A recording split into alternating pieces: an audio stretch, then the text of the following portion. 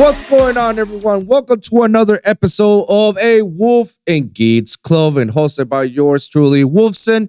And with me is my special guest, the one and only compadre and YouTuber, Mike Phoenix Hero. Let's go! What's up, everyone? Once again, how's it going, brother? How's it going? Going pretty good. I'm recovering from Saturday, bro. Yo, I did not do good. do you want to talk about it? Because I'm You still. want me to start? Yeah, let's talk about what happened on Saturday. Because I'm also kind of recovering for last Saturday. I didn't do bad with the deck that I brought. I went 2-2, which is like okay. I'm improving, I guess. But the last duel was probably the most that affected me emotionally. Emotional damage. What that means? Because because I keep running by how I could have done things different, and I was like, oh shit, I could have done a lot more, but I wasn't prepared. Mm-hmm. And I guess because the last duel was with Juan with his Snake Eyes deck, and I was like, oh my god, this is stupid. This deck is stupid. Like it's a guarantee that they're gonna get hit in the Banlist. In the next Banlist, they're gonna get a hit.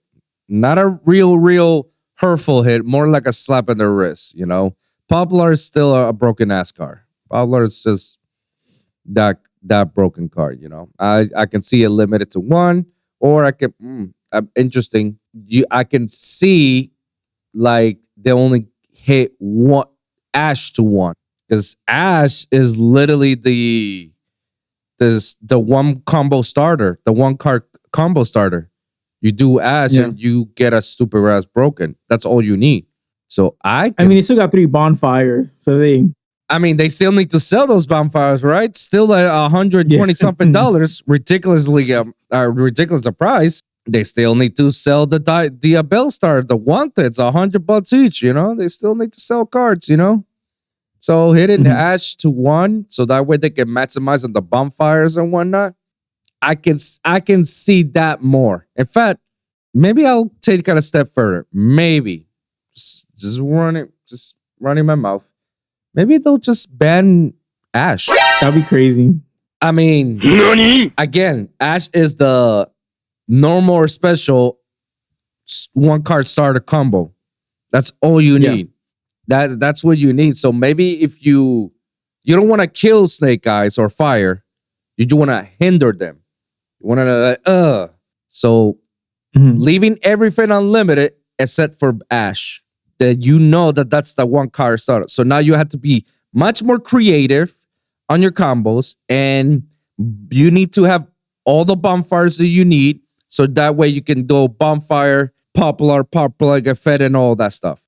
Could be. I can see it happening. Maybe I'm talking shit about it, but it is much more pleasable than hitting another car than hitting Popular. Especially Popular is just recently fresh, and they want to sell Popular for the next core set on Legacy of Destruction, which they're gonna be more support, and so they want to keep Fire for a while. You know, so I don't see them like killing the deck itself, but I can see like hindering by just banning Ash or limited to 1. And just having everybody buy bonfires or whatnot.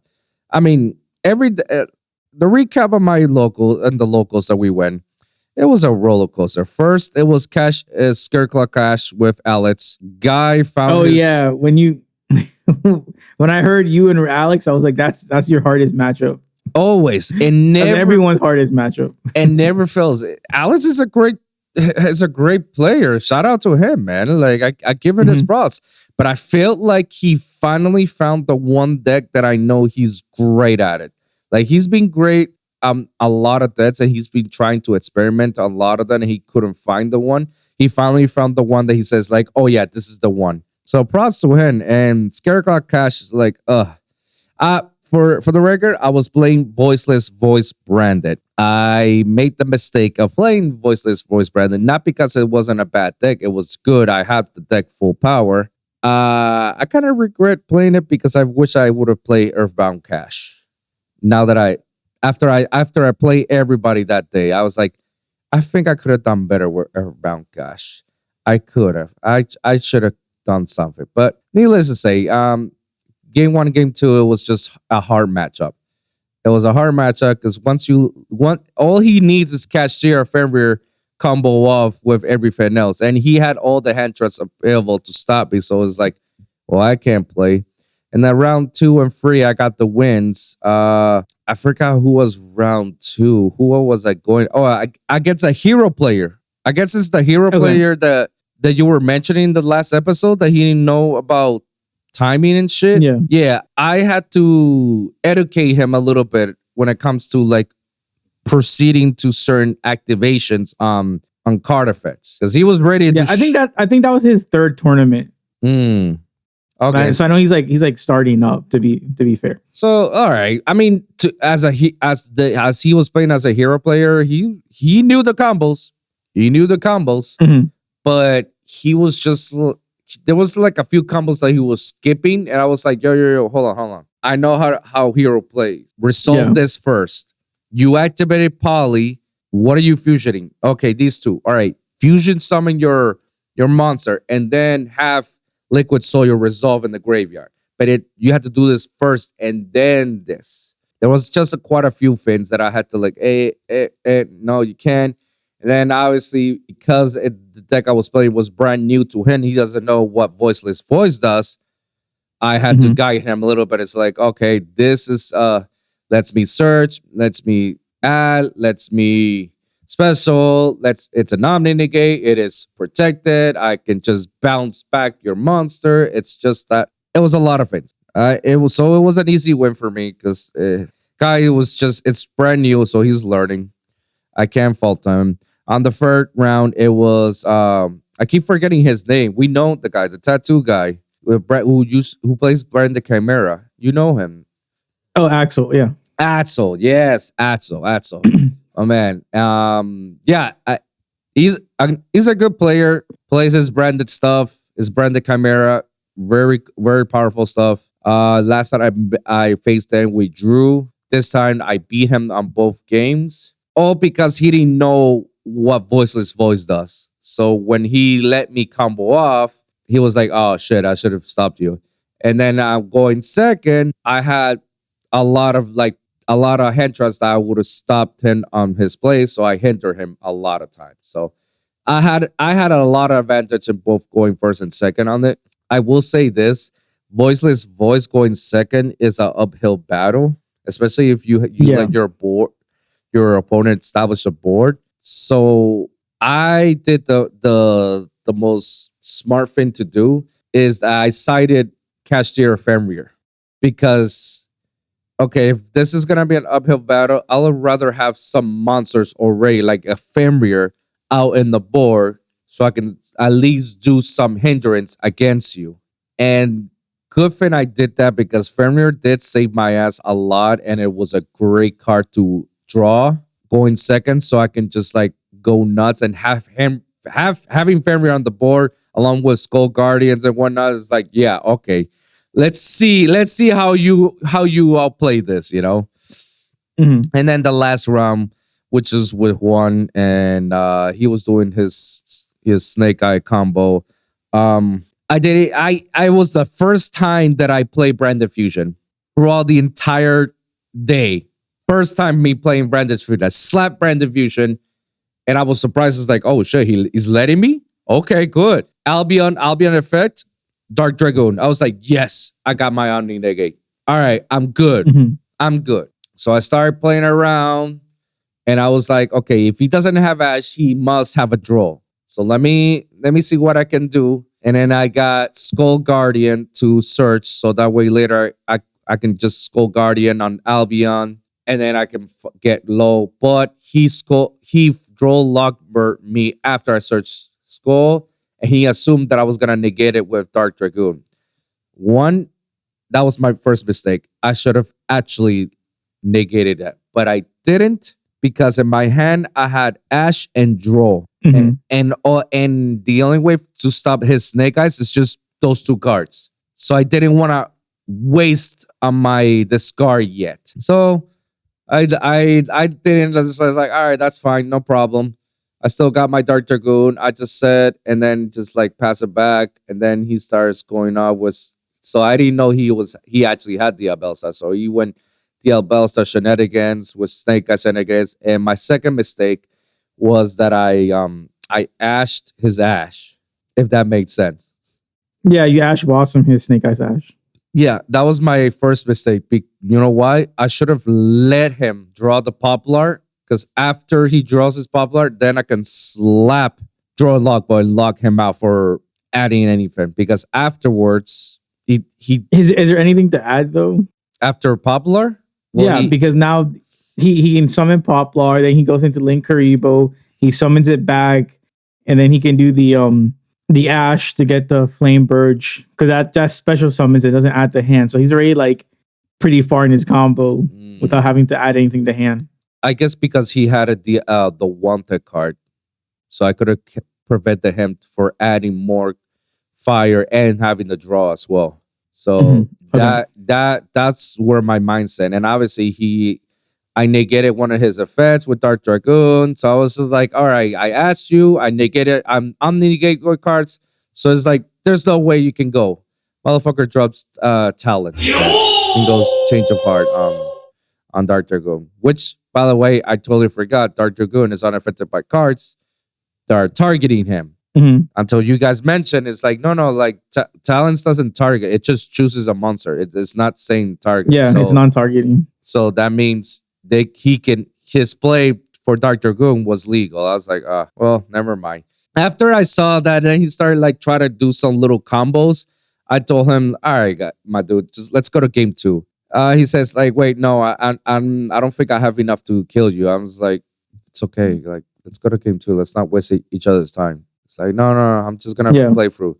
I hate when people do that stupid shit. I despise when I say that you're just wasting my time, and you know you're wasting our time. You're just trying to show off at that point. I hate when he does that bullshit, and it's not the first time he's done it with me. Like, I have no ill manner with this guy, but every time I play against him or play with him, it's just like I feel like I have nothing good to say about you. Great player. Other than that, it's like, your personality is just dog shit, man. Because I told you, why are we wasting time if you know you're gonna beat me in this game and I'm surrendering? That's another thing that people don't understand. We have the ability as the other, every player has the ability to just say, hey, I surrender. And we can just stop the game right there. You don't have to go for anymore.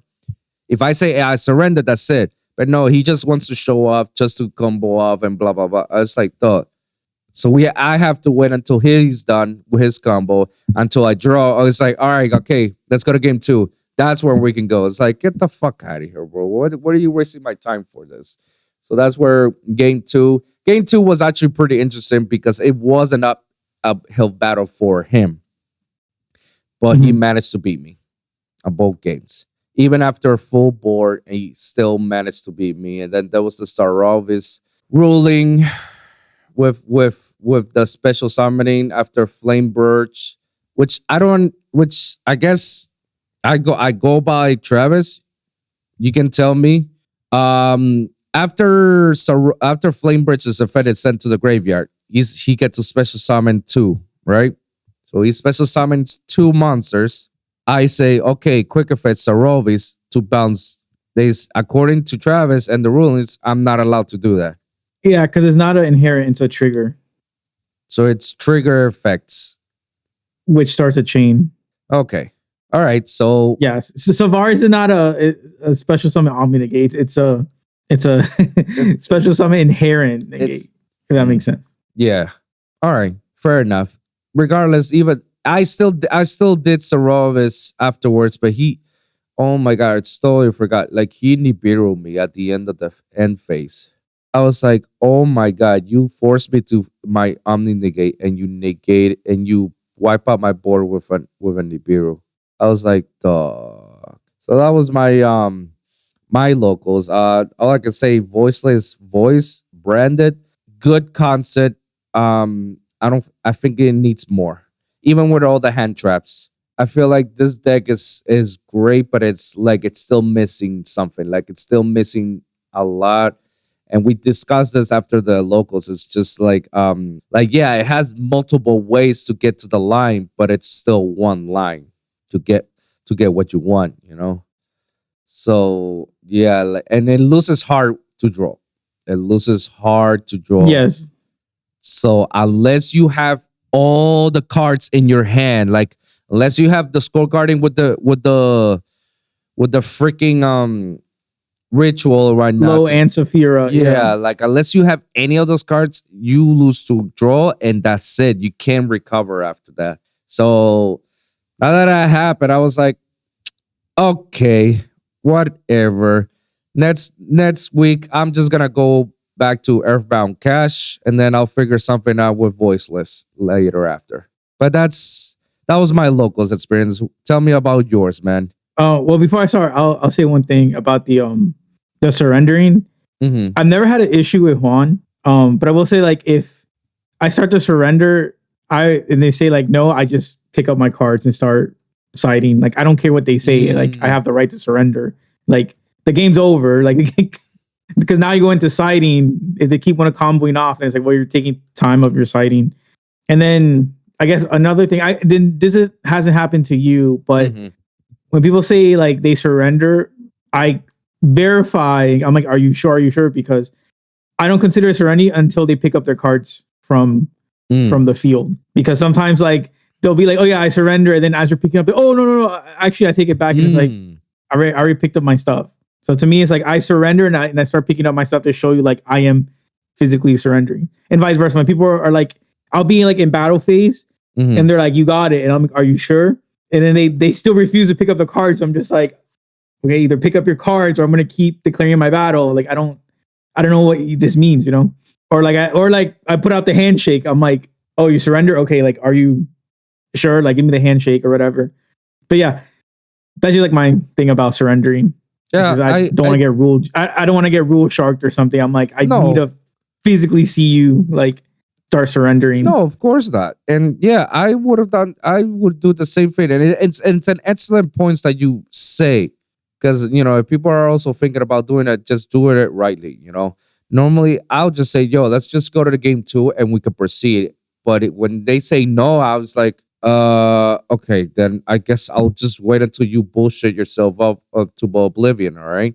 But now, it's like, because I'm, what can I say, bro? And I don't want to come off in the store as like the one asshole that will call you out in front of everybody. I don't want to be like that guy. I don't want to be the careful. I mean, like, I don't think it's calling out, but to me, it's like if they say no, I'm just picking up my cards and start siding. That's not calling them out. It's just I'm letting you know that I started siding. You have 3 minutes to side. Right. Like, yeah, I don't think I've got to a point where like I've called someone out. I just start siding. You know, I'm like, irrelevant if you said no, that you can't tell me no to surrendering. Mm-hmm.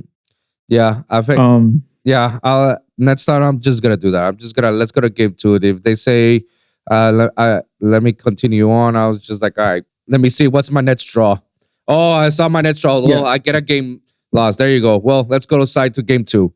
Yeah, yeah. I mean, I can see why people sometimes say they don't have enough, because I'm the player that will have 100 life points left and make a comeback, and that's what happened. On Saturday. So that's why, like, when people tell me, like, oh, I don't have a game, I make the decision. I'm like, okay, like, thank you for telling me, because I'm gonna stick through it.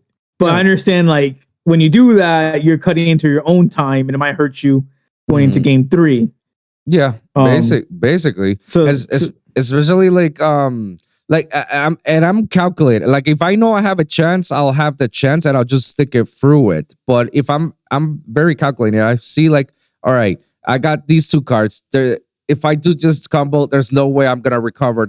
I'm just like wasting everybody's time. I just rather like scoop it. Let's go. Just because the one draw is not unless I know I'm in a big advantage that I can just bait you out and say like, okay, I got this. I just have to bait you out. Bam! Now I can go through this. That's the only other times that I'll stick it through it, even if I have 100 life points. But if I say I'll still have like a few thousand life points, but I can see that this is an unwinnable situation, not gonna waste my time.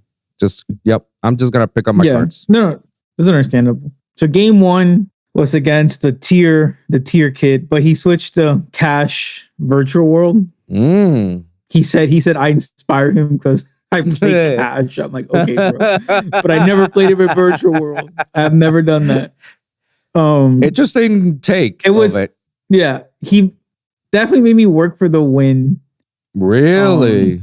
Yeah. Well, game 1, I won the dice roll, and I think I got drolled, and I couldn't. No. He won the dice roll. Okay. He went first, and he had a couple of like negates and droll, and I couldn't be over it. Game 2, and he also said he played suboptimal. But I'm like, you had like 2 negates, and you had like droll. Like even though it was suboptimal, like of course you're gonna win. Game 2, it went very back and forth.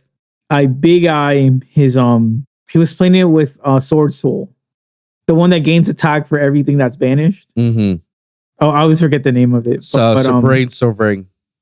Changing. Oh, Changi, yeah.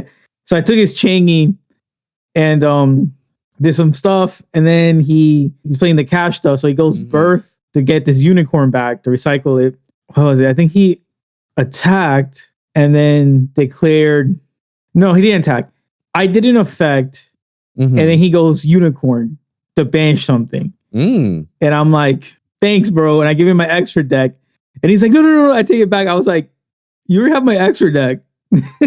Because he realized that banishing something triggers Changi to destroy something on the field and then banish something from the graveyard. So I did that, and then that cost him because he had like really nothing else. Like his unicorn couldn't beat over my stuff. Right. It couldn't beat over his own Changi. Especially because I kept banishing his like stuff. So I was like, I just kept boosting his Changi that was on my field. And we went to game 3, and then I sided in, what's it called? I sided in the napalm package, the Ray Raptor napalm package, and I say I'm going second, and he sided all going second cards. Yo, that's brutal. That's brutal.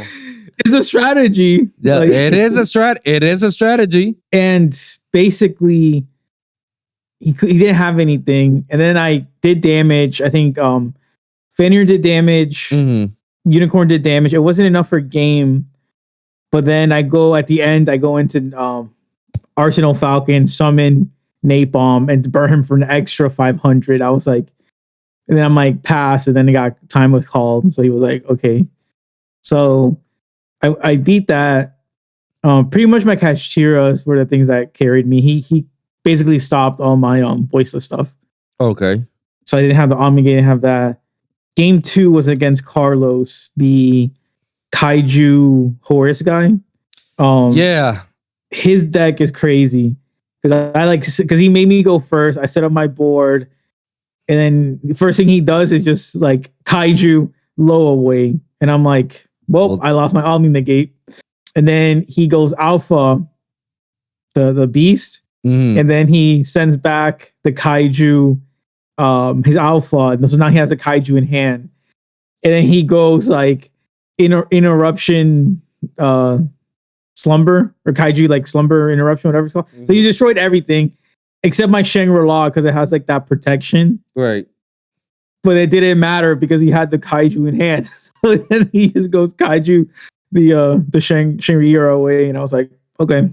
But then he basically got it. And then game 2, I got it because I had enough to stop him. And then game 3, we went into time. He had that card that like you can discard it from hand and it burns you for like 1,000. So he had it. It's a spell? It's a monster? I don't remember. It's a monster. So, burns you up for 1,000? Yeah, I read it and I was like, this is crazy. I'm like, why is no one playing this? Like, what? What kind of card is that? I don't know. I have to look it up, but it was interesting. Because I was like, why aren't people playing this? You know? Unless you could call by it, right? Because you discard and you just like do call by. Yeah, you stops it. Yeah, you can. Once it hits the graveyard, You have a Agreed. response to go to do Call by the Grave and negate the effect.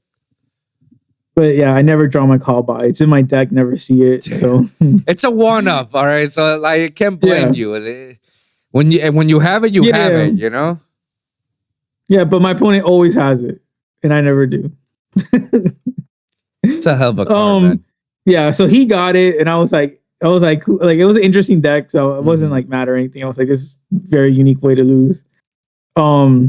Game 3 was against George, and D-Link just plays through everything, bro. It did not matter. I saw it. I drooled him. Didn't matter.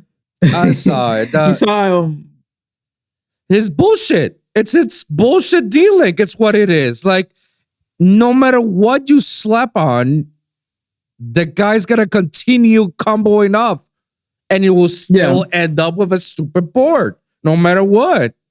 Yeah, I drove him, and it wasn't enough. Game 2, I go first. I used Lullaby of Obedience to take his like Magnemite. That was I think the funniest thing all because it's a 1-up, and he gave it to me, and he's like, "Oh my god, I wish I had it." And then of course, when I summoned it, I'm like, effect. And he's like, what do you mean? You don't play dragons? I was like, well, my deck does play dragons. She's the queen of dragons, actually. Saphira. And also Odd Eyes Pendulum Dragon. That's another thing I could search technically. Right. At the end phase. So I was like, I have 2 dragons or 2 different dragon monsters. Because I run 3 Saphira. But it wasn't enough. Sarabi's is also a dragon, right? The ritual? Oh, yeah. So you can even search the hand trap. 3 different. Yeah. But I think I hurt myself because that was 2,000 life points. And then he did boot sector launch, quick launch. And then I just go like chain cyclone to stop him from doing the effect. So I already lost 3,000 life points off of that. And then it got into time. And I was like, you got it. Like, yeah.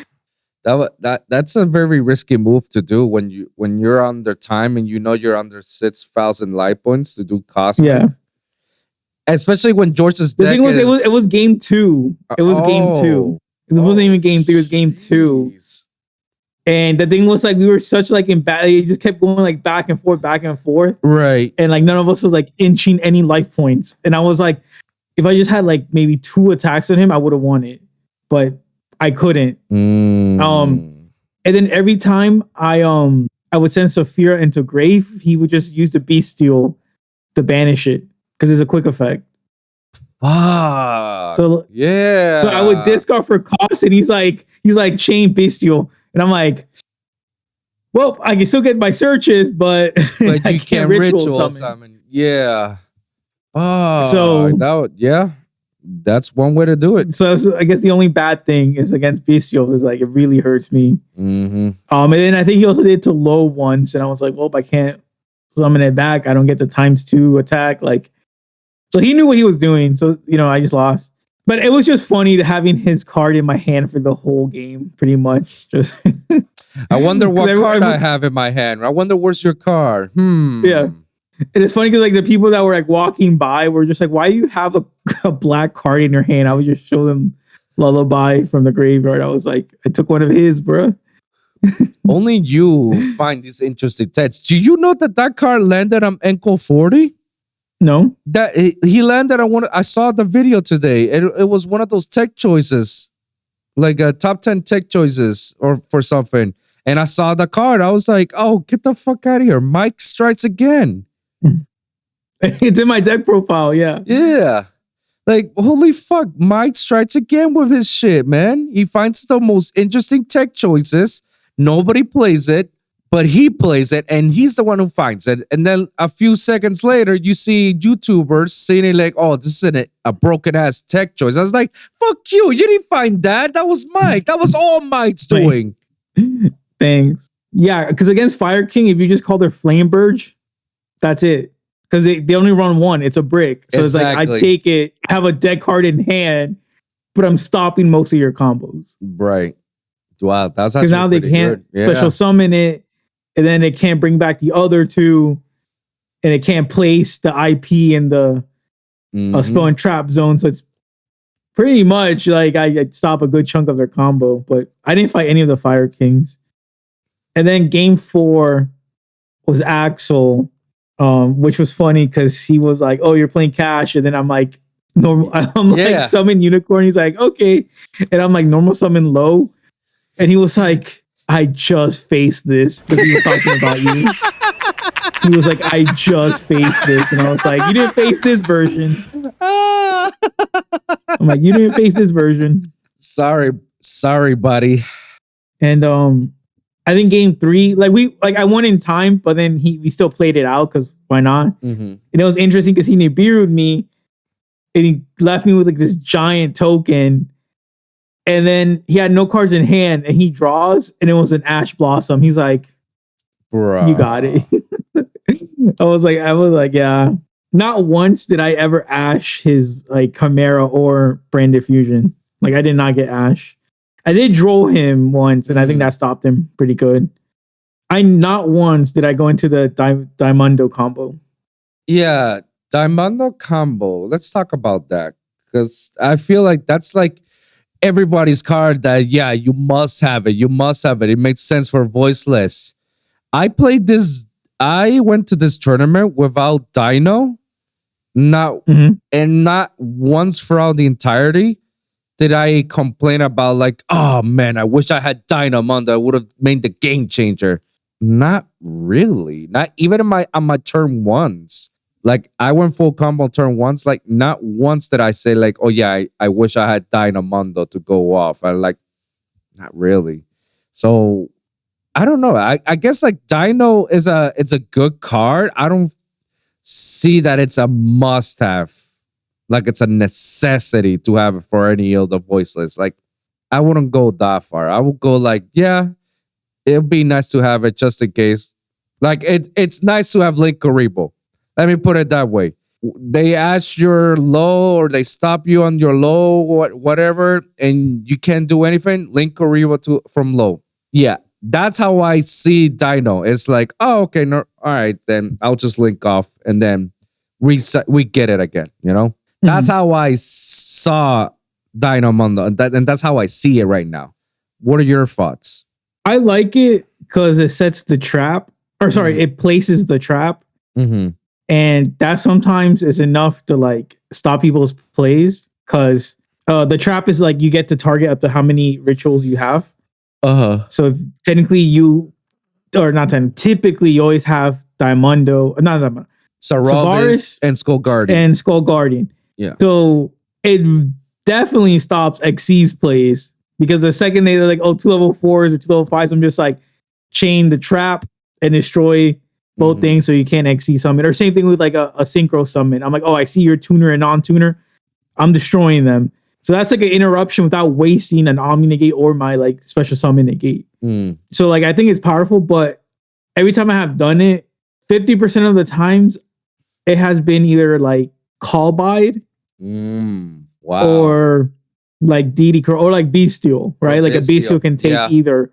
And if so they're smart, they just know, you literally sent your Skull Guardian to a grave. Let's get rid of that quick effect, Bestial or quick effect DD Crow. Or when they start their turn immediately, you're gonna try to activate the Mundo, then they go chain, Call Bide. Right.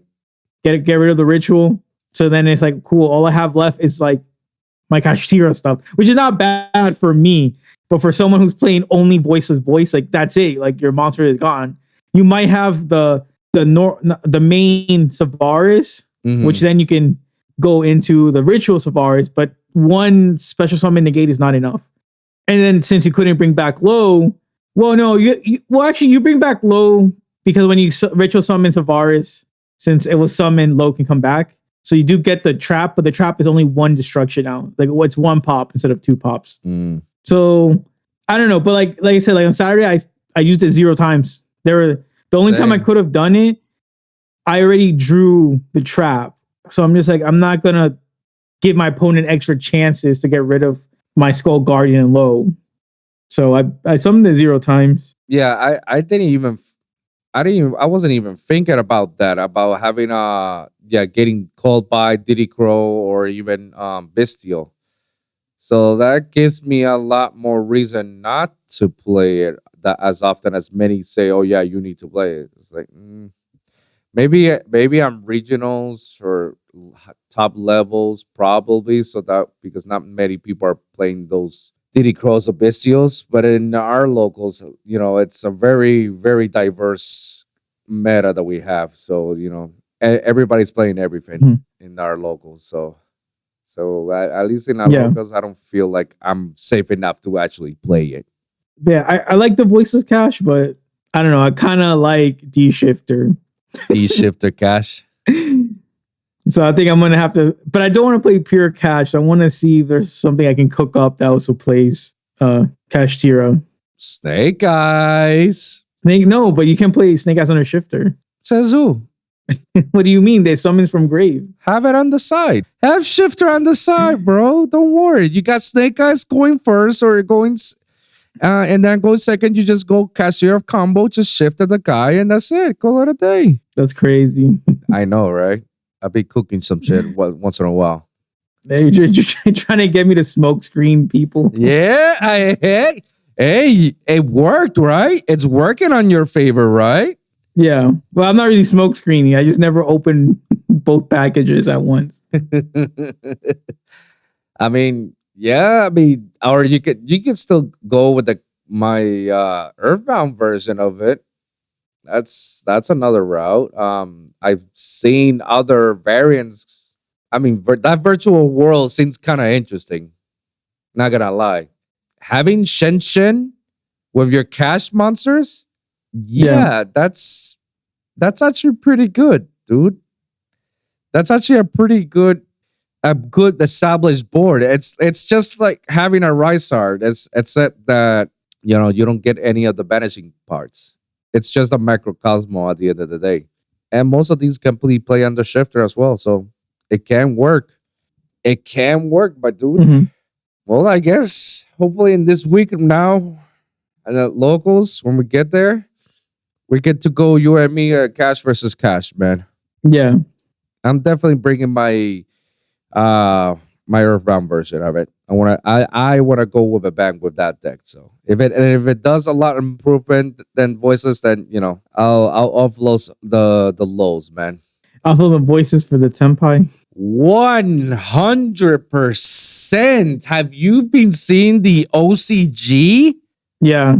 Bro, Tenpai my words. I didn't think Tenpai was gonna do good, and it's holy crazy. shit. Tenpai is going nuts, going second, OTK. And I'm seeing some of these deck lists. I'm like, holy crap, this is nuts.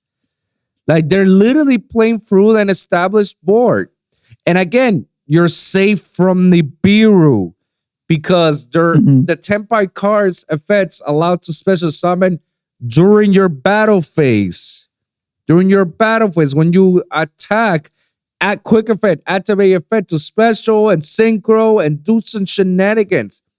Holy shit, did I call this out from a mile away? As soon as I saw that this is a very interesting deck to play, Fire Dragon, and it allows you to be safe from the Bureau during battle phase, I was like, oh, dog, this is a mad potential deck, man.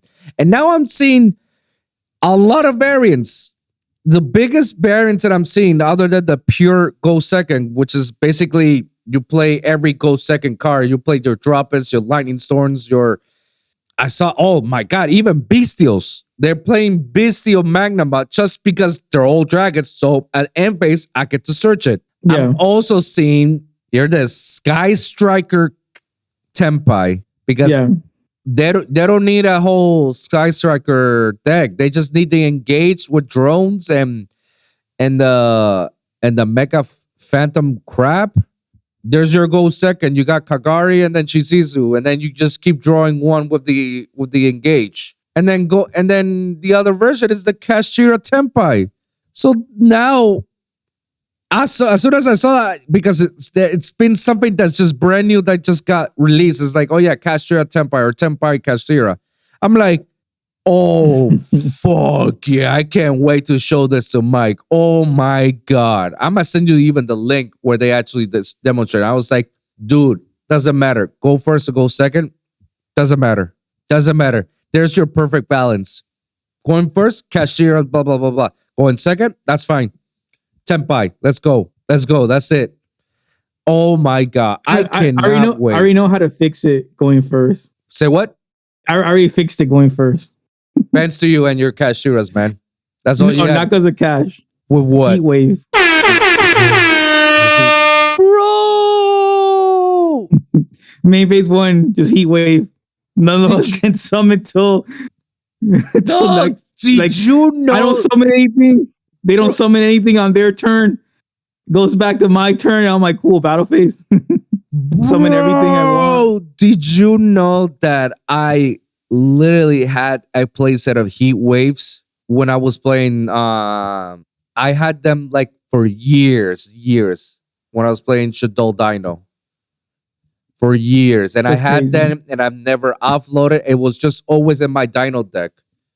It was always there as like my siding option, as always. So I never like even looked out at it. And when I saw that Tenpai was playing Heat Wave, and I went on to check out my Dino deck and I pulled them out, and I was like, oh my God, a play set of Heat Wave.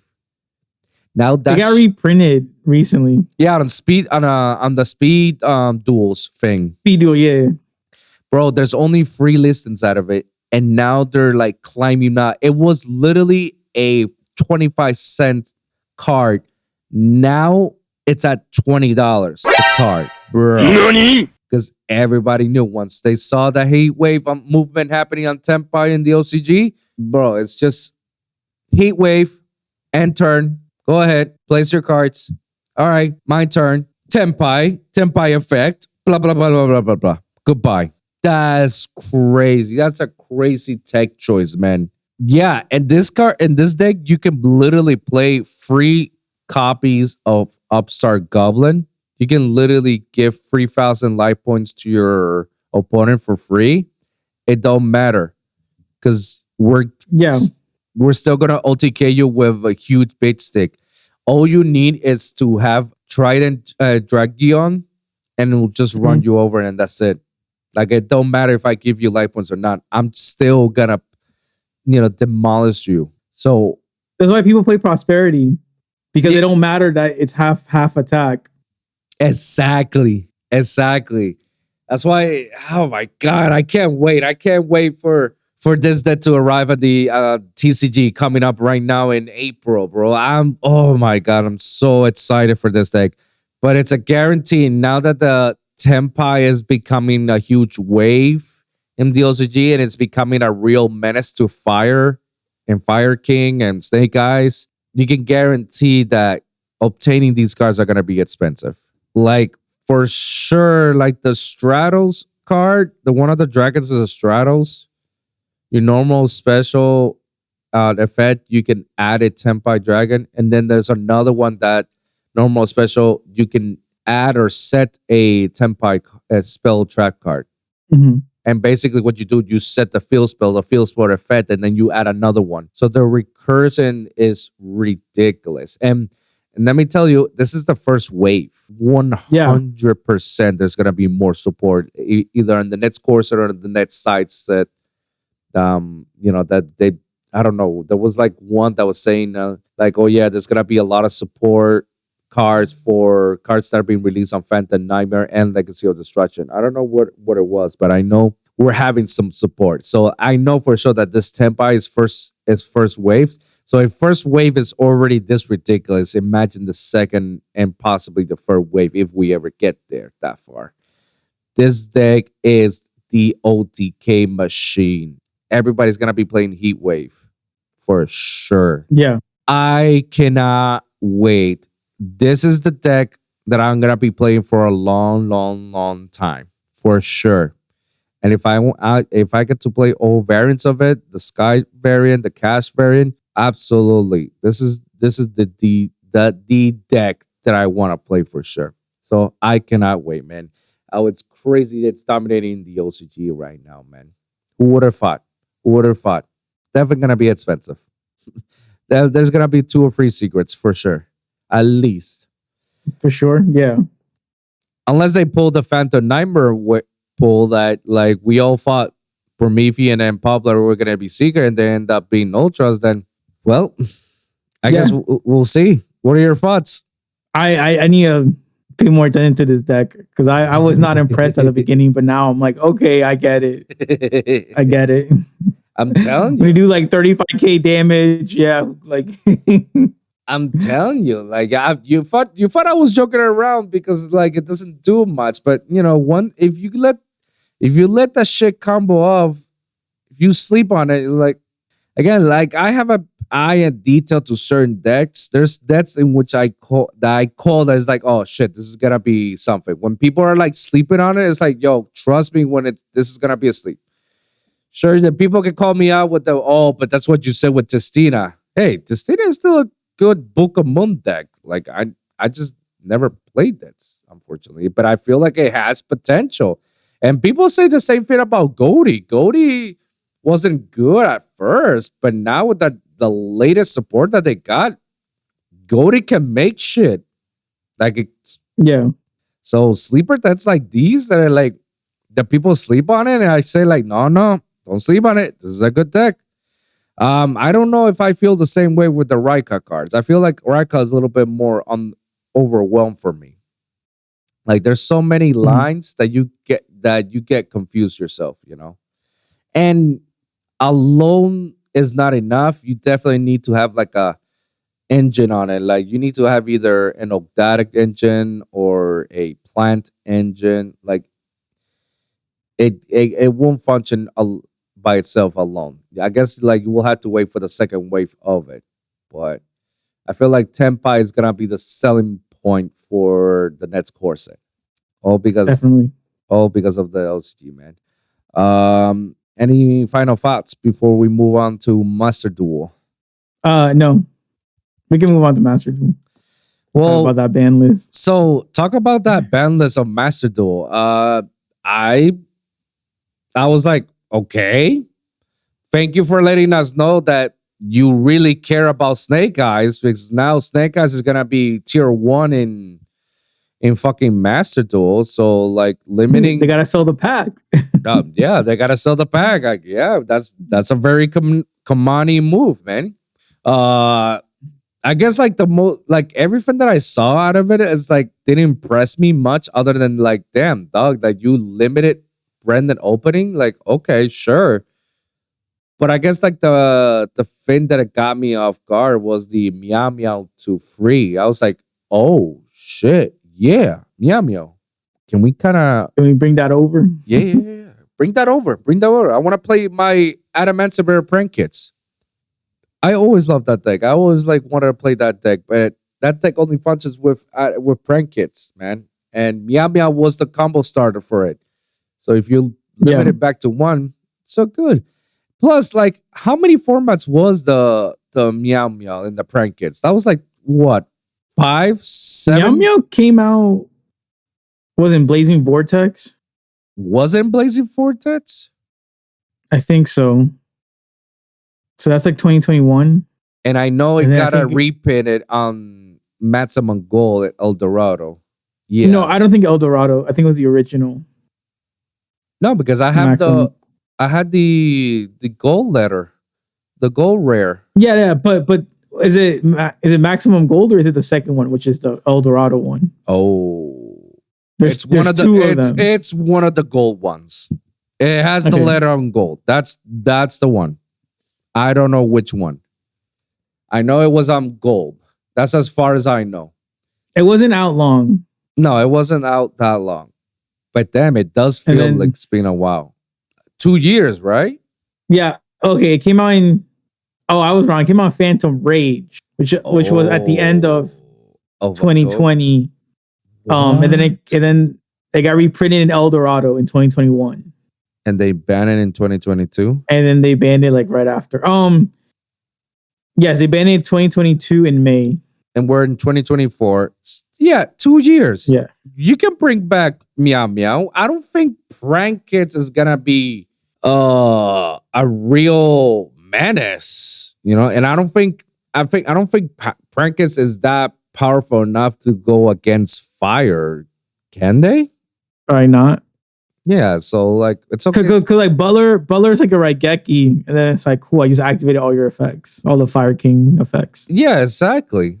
So people know it's like, oh yeah, that's not one thing I want to do against a Fire King or Fire, or whichever place you're playing, because they all have effects. So yeah, I guess like bring back Meow Meow for sure. Why not? I agree. I feel like Emancipator, and maybe I'm just like coping.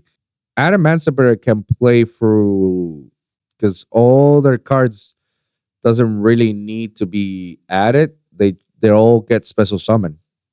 So all you need is to have them special summon and synchro off, and then you're good to go, and that's it. It's probably like Quackimero is probably the one card that or Doki Doki that.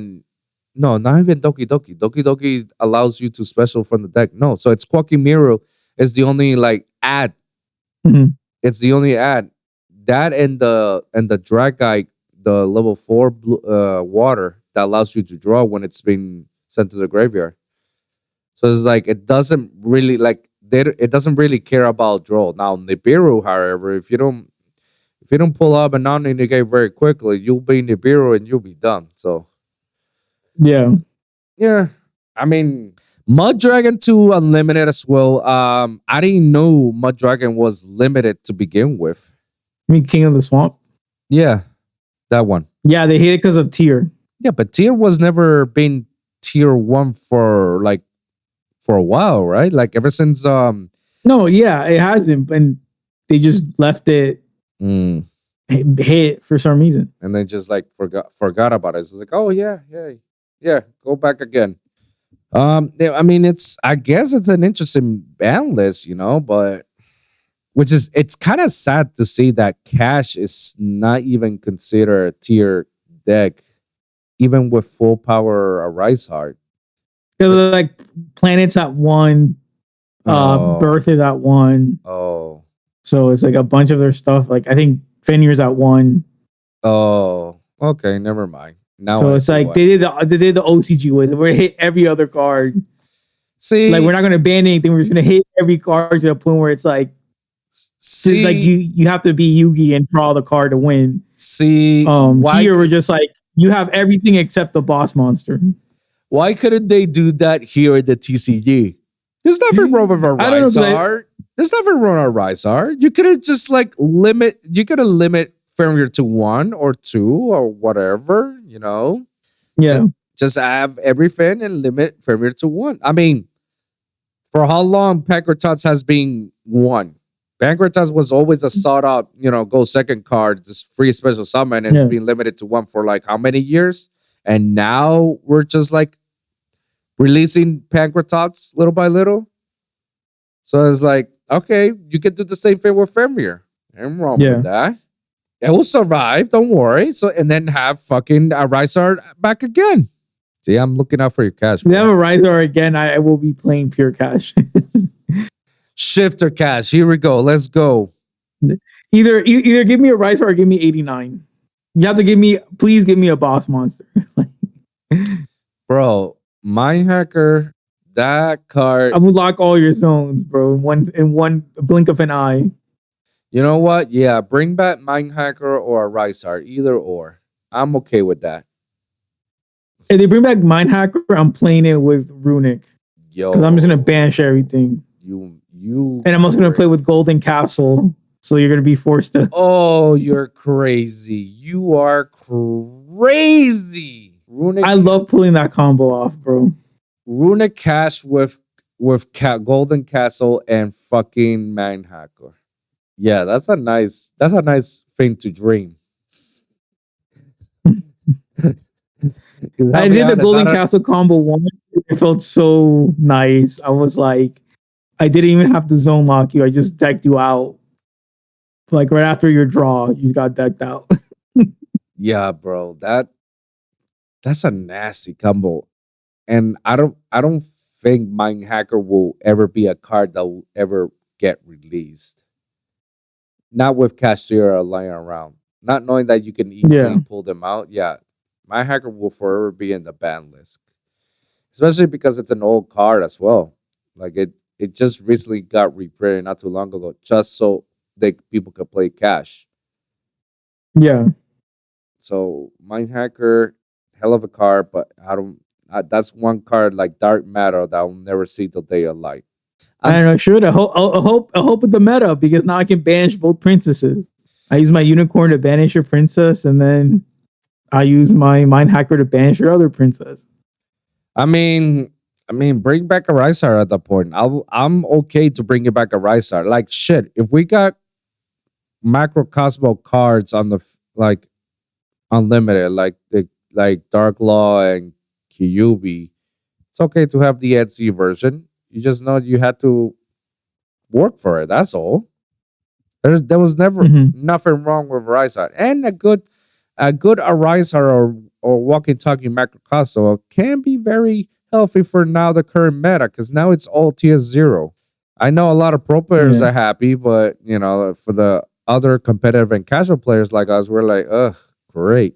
I just hope doesn't become like the whole fucking tier element format, whereas everything is tier for an entire fucking year. I don't think it's gonna last that long, because then I think that's exactly why they're releasing the Tenpai Dragons and the next core set, just to counter those measures. But again, we'll see. Yeah, we'll see how it goes and how quickly the meta goes. You know, and it's definitely a very heavy hand trap format. Very heavy hand trap format. But I don't know. Like I guess one thing, bring back Colossus. Bring back Colossus. You want Colossus? Okay. Yeah. Just bring back Colossus and Title. Yeah, I totally forgot about Title. Like, Doug, why is it that the last card of the Dragon Rulers is still limited? Bring it back. Bring him back, bro.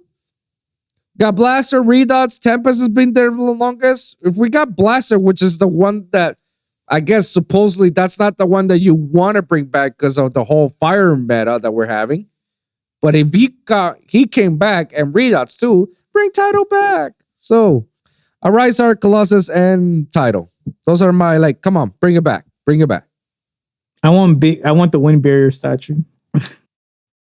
Oh shit, I totally forgot about the Wind Barrier. Yeah. Just so I can play it in cash. Why didn't you just play the Earth Barrier? Because I have no way of normal summoning it. I have no way of summoning it consistently. I have to draw it to summon it.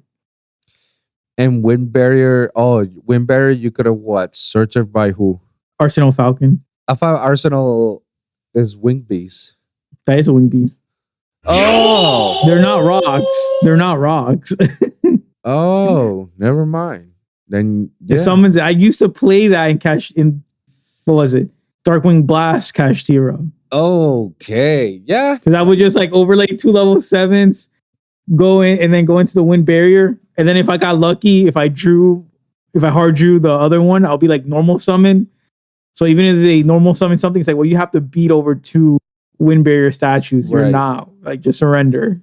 Because again, even if they blow up my stuff and I have it, I'm I can just summon Unicorn. Yeah, you're right. Okay. And since I have Birth, I can normal summon any of my Cashiers without tributing.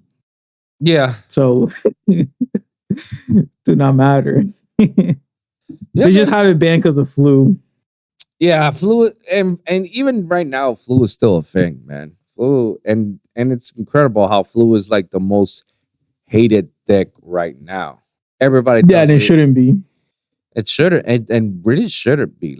I get that it's really annoying when you go against flu, but in all honesty, it's not that big of a sought out hate deck. I wouldn't I hate playing against it, but I wouldn't oh my god, I hate it to my core. I hate tier elements. I hate tier so much. that has to be the most hated deck. It's not Flute. You're taking the frustrations and hate it on the wrong deck. It's Tier that you're supposed to hate, man. Tier's the reason why a lot of Yu-Gi-Oh players almost like quit, or some of them did quit and say, like, I'm not coming back in this shitty format. Where you see all these fucking pro players like dancing around and be like, oh yeah, this is a very healthy format. Emotional they're doing damage. fucking tier and mirror matches like fucking crazy. Fucking man. Yeah, and they always say it's skillful, and it's like, no, it's just what you mill. No, it's what you mill, bro. Don't give me that bullshit about skillful. It's like, yeah, Jesse Cotton, bro, skillful. He's very skillful when it comes to tiers. Yeah, absolutely. Yeah. Mill. Oh, look at that. You got it. Like, get the fuck out of here with that logic ass argument. But enough hate. Speaking of pro players, we can move on to the next subject, the YCS. Yeah, let's talk about the YCS, because you recently told me that a controversy that I wasn't aware of. I didn't know there was such a controversy.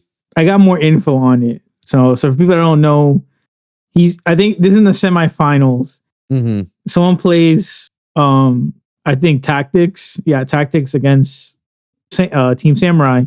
Mm-hmm. And then Sam like does like an emote, I guess. And then he says like, God damn. And then the judge tells him not to swear. And then Sam is like, that's a swear. Like saying God damn. And then the judge confirms that he already had a warning for profanity earlier. And before the game? Yeah. Oh.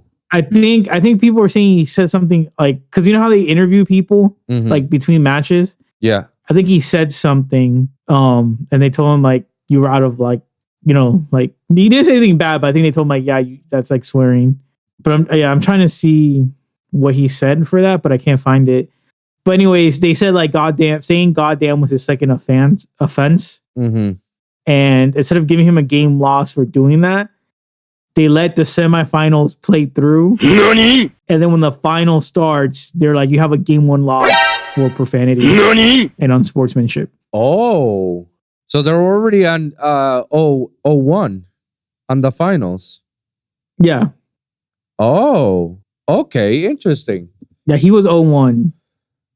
So he started at a disadvantage at the finals when people were saying they should have just given the game loss at the game where he said it. Yeah.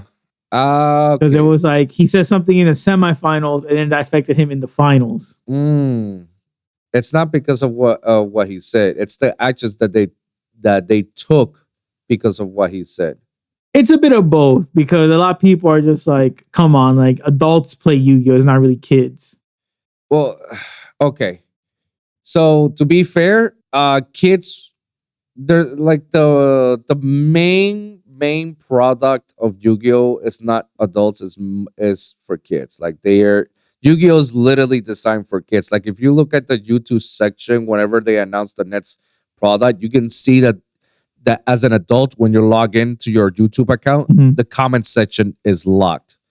Why is that? Because the YouTube channel designed it for kids. This is a primarily game for kids. So obviously, such profanity is not tolerated or allowed on a competitive scene. Even if like every player that's in the finals are adults, even if like every player that's in the regionals, they're all adults, it's still considered a kids game even under regulations, and that's how they're gonna sell it, and that's always gonna be a thing. It's never gonna be an adults thing. It's always gonna be a kids thing. They know the adults who play, they have the money to buy their products for sure. But whenever they do these stupid side stats, like, bringing back Dark Magician or Blue Eyes White Dragon again, or, Structured Test, usually that's for the freaking kids, That's where their kids go, Mommy, can I have this deck? Can I buy it? Can you get it for me? And, that's where the mom sees it. And then when the parents see this, people are swearing goddamn or something like that in TV on YouTube, they some parents, they're like, they don't care because, it is what it is. But there's others that are like very like, oh my god, don't listen to that. No, you're no longer gonna play Yu-Gi-Oh. No, you cannot watch this. This is not until you get older. No, I don't accept this. And most of these are just a bunch of Karens are just gonna complain to the company. And so, business standpoint, I understand, and I feel like a lot of people should be a little bit more considerate to Konami. Guys, I'm not trying to defend Konami, but you're making me defend Konami. Yeah. You know? Like, at the end of the day, it's a kid's card game. It's for kids. The same thing would have happened if it's with Pokemon.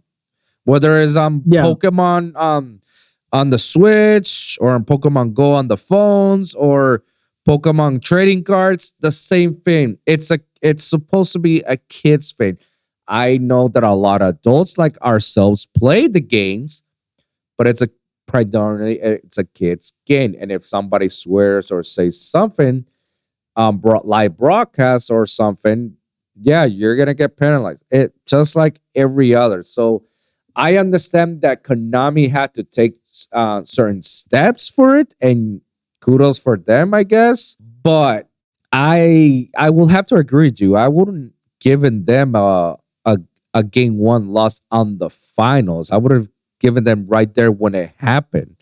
Like that's just a delay response and a huge disadvantage. Like, did these guys ever did they won? I didn't realize if they win or not. They got Team Samurai got second place. See, I'm pretty sure they could have won first place. 100%. They could have won first place if it wasn't for that dumb infraction.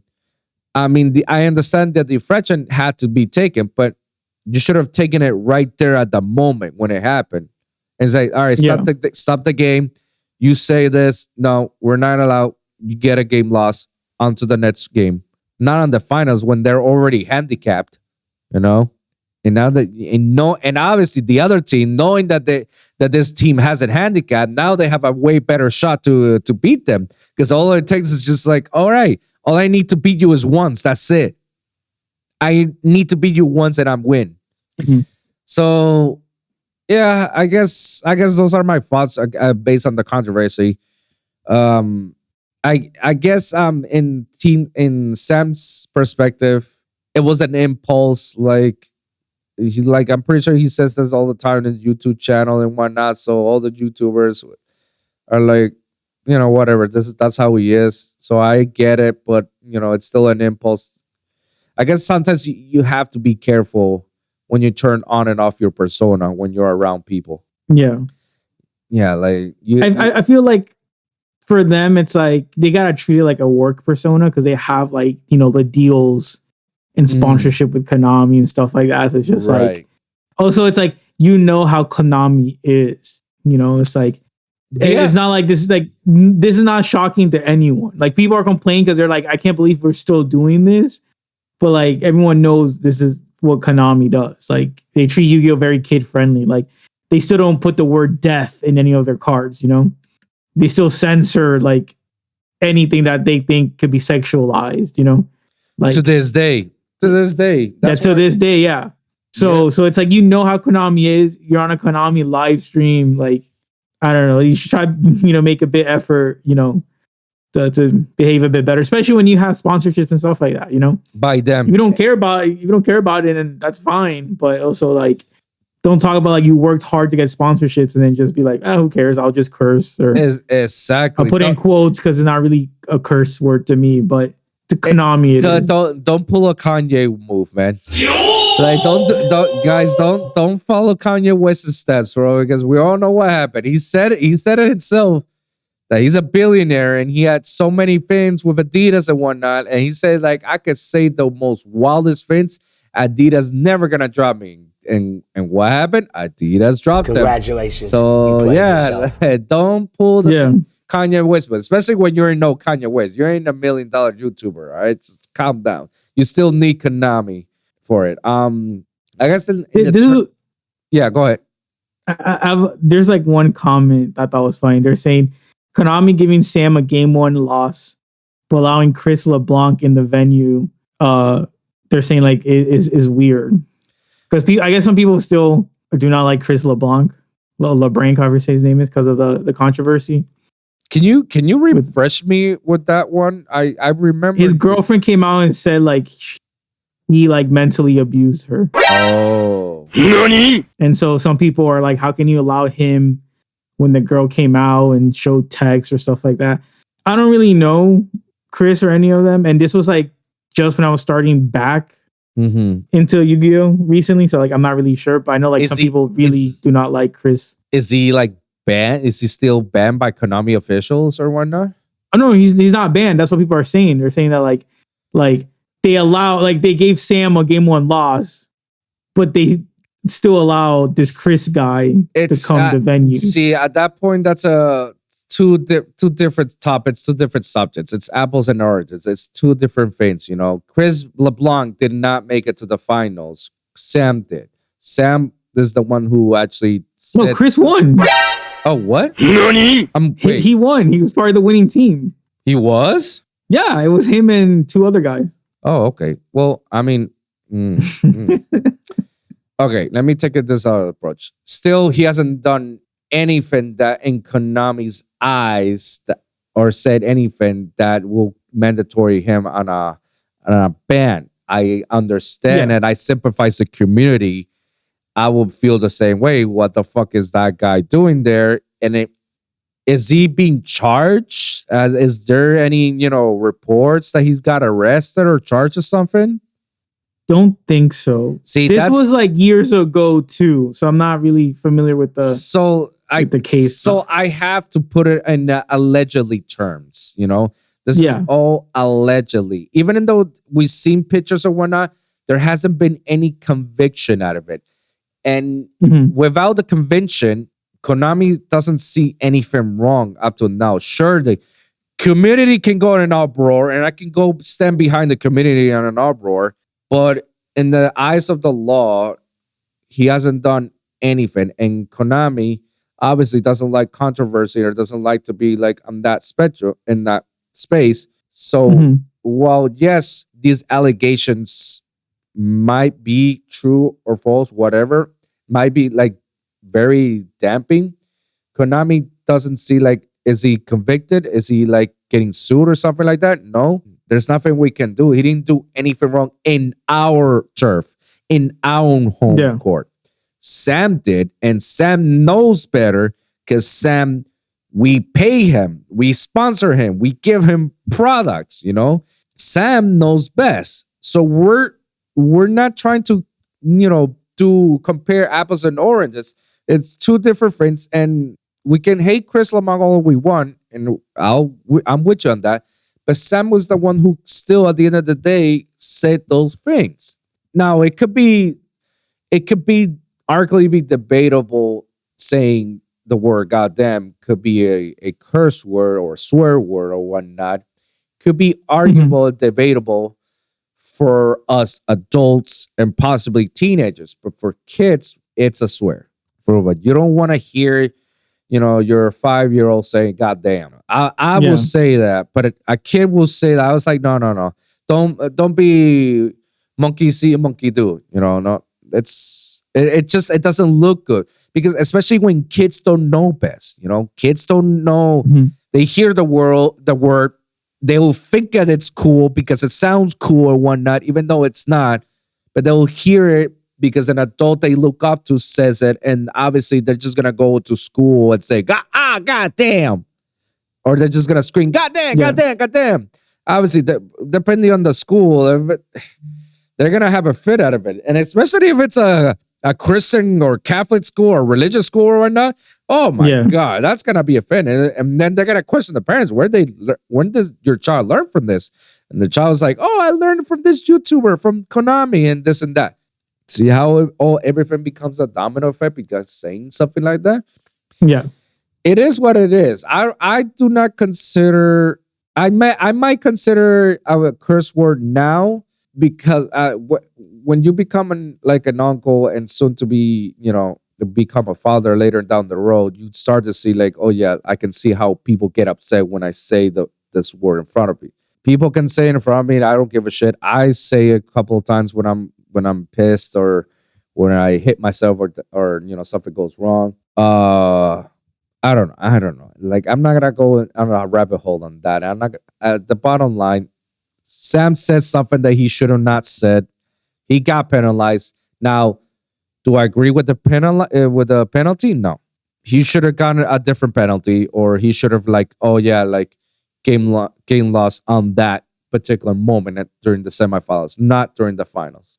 But that's what it is. Like, we can cry about it and talk about it all night long. It's not gonna change the fact that that's how Konami moves, and Sam knows best. Sam knows better. Like, I don't really hear Pac cursing now on the interviews and whatnot. It's Sam and his high energetic persona. So Sam should know better, especially when he gets sponsored and get products for Konami all the time. Yeah. But that's my thoughts out of it. What are your thoughts? I agree with the community that they should have given him the penalty or the loss during the game it happened, not going into the finals. Mm-hmm. But at the same time, I'm just like, he should know better. It's Konami. You know how they operate. Like Sam is a businessman at the end of the day. He has his own branding. He has his own thing. It's like, that's it's like I work at a corporate job. Like, I don't curse or do stuff like that in my job, but outside of work, like, you've seen me, like, I don't care, but it's like, you need to have like a work persona, and it's kind of hard because it's like, he's there to have fun at a tournament, but at the same time, like, he represents his own brand, Exactly. So it's kind of hard to distinguish that, but it's like, I don't know. He that happened, and then at the same time, he posted like a tweet, and he posted like him and his teammates, and then the first word of the tweet was like, "God damn," and I was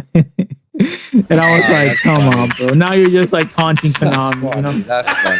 Yeah, bro. Now you just want Konami not to sponsor you anymore, bro. Like, come on. Yeah. All right. I mean, Sam, how old is he? Isn't he in his mid-20s? I don't know how old he is. I don't know. Sometimes I feel like these high-end YouTubers that are like in that scale, like Sam, sometimes they need to get out of their high horse, And I don't consider Sam like a pro player. I consider him as a YouTuber player. Like, I don't consider him like one of the best players out there. No. You won a remote because of your YouTube channel. You were invited, but YouTube channel. It's not because you were like considered one of the best players out there. Like, I can name 10 before I can name you. So I don't know. Like, sometimes he needs to get out of his high horse and stop acting like a child and treat this more business approach. If he wants to be doing Yu-Gi-Oh every day for the rest of his life, like, he needs to stop acting like a child and knows better. At the end of the day, he has to know better because it's Konami. So yeah, I don't know. Yeah, that's my thoughts about the controversy, man. That's my thoughts. What do you guys think about the whole shenanigans in the controversy with TeamSam and the finals? Let me know in the comments down below, and let me know what you guys think about the current meta. How you guys are handling it. Let me know what you guys think about the OCG, what we can expect for the next ban list and whatnot. Let us know on the comments down below. And let's move on to the next topic. There's not much about the topic. We did dedicated a very good chunk of the podcast on Yu-Gi-Oh talk, so I'm okay with that. So I guess we'll just move on to like some of the like lesser topics, and we can move on to the next for the final thing. Okay. Pokemon presents to. By the time we aired this episode, it will be out. We're gonna talk about it on the next episode. So there's not much that we can talk about other than I hear people are starting to data mine and leak. It is saying that it's a Unova remake. We'll see if we were right or wrong, or if I was right or wrong. They said it's a Unova remake that they're gonna announce. All right. Okay. You think it might be that, or you might think it's gonna be a Legends Unova? I hope it's a Legends Unova. Right. I don't really care about like remakes. I like that's like I like Legends because it was different. It's like we went back to like an old region, but it was like a different approach. You know what? I think a Legends makes sense because Legends can actually put two regions together. They can actually put Johto and Unova into Legends and heavily focus on that. Legends makes sense if that's what they're gonna announce. We'll see. We will know in the next episode whether we're right or we're wrong or we were close enough. Moving on to the next one. I guess like the few things that I guess I want to talk about. Do you know any of these sequels they're coming in 2024? Is like a lot of sequels, and majority of these sequels are like part 3 and part 4 of the movie franchise. So we're having this year alone, we're having Joker 2. You have any thoughts behind it? I mean, I like the first one, so I definitely want to see it. I really hope they keep that same energy and momentum like they did in the first one. So I really hope that Todd Phillips nails it on this second one. Not with Lady Gaga as Harley Quinn. We'll see how that goes. Dune 2. I haven't seen the first movie, and it's out now, I believe, or out this weekend. Have you seen it? I'm in the same boat as you. Haven't seen it. Oh, okay. Do you care about it? Not really. Yeah, that's how I feel as well. I heard a lot of people that it's a good movie, the first one, and they're expecting the second to be as good as well. I mean, I guess. I mean, we can watch it on HBO Max. That's where I know they'll have it. Smile 2. I don't know what Smile 1 is. I can't believe. No, I know what that movie is. It's a horror movie. Oh my god! I don't like horror. I like horror as long as the horror is good. If it's garbage like the first movie, it's gonna be garbage like the second one. So I don't know how the fuck did they greenlit the second one, especially when the first one, like, basically the main. Do you care if I spoil? You can spoil it. I don't watch horror. So. All right, especially like the main character, the protagonist, die, and then the second main protagonist got the curse. So like, I don't know how, like, whatever. Sonic the Hedgehog 3, and this one is including Shadow. It already is confirmed that Shadow is coming over. I'm excited for this one. You had any thoughts out of it? I need to watch the series. I haven't, but now you can watch it on Paramount Plus. Yeah, and especially now, and also the Knuckles. Yeah, the Knuckles series coming out too. Yeah, that one I'm excited as well to watch. Venom 3. Again, like, I'm whatever with Venom. I mean, Venom is good, but at the same time, like, whatever, I guess. Terrifier 3. It's a horror movie. A little bit too gory. I don't know why they greenlit it, but whatever. Gladiator 2. Didn't like Russell Crowe's character die in the first movie? I don't think I saw Gladiator 1. Bro, you need homework to do. Bad Boys 4. Oh, I didn't know they were gonna release it this year. I saw the other day that they're filming it here in Brickell. Yeah, I think later this week they're filming one scene in Fort Lauderdale. Oh, that's fire. If I'm not mistaken. That's fire. Okay. Deadpool 3. Obviously, we can't wait. Oh yeah, Deadpool and Wolverine. Oh yeah, definitely cannot Hugh wait. Jackman. Definitely. Oh yeah, 100%. Inside Out 2. That's a Pixar movie. Beetlejuice 2. Have you seen the first one or no? No. All right, then you gotta see it. Michael Keaton kills it in the first one. And also with Nora Ryder. So Beetlejuice 2 will reimagine of the classics. Paddington 3. Sure. That's for kids. Ghostbusters 4.